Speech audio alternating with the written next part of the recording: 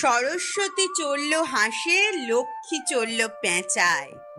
আরে আরে, অসুর কেন ষাঁড়ের মতো চেঁচায়? কার্তিকদার ময়ূর রেডি, গণেশ দাদার চুহা।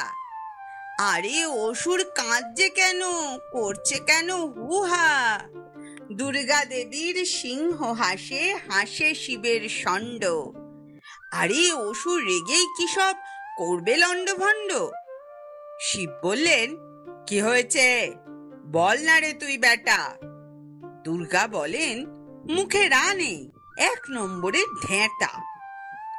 বললে অসুর আমার কসুর, নিও না সাত কাহন, তোমাদের সব একটা করে আছে তো বেশ বাহন। আমার বেলায় লবডঙ্কা দিচ্ছ আমায় ধোকা, আমারও চাই একটা বাহন, নইকো আমি বোকা। শিব বললেন, বল কাকে চাই, দিচ্ছি আমি বর।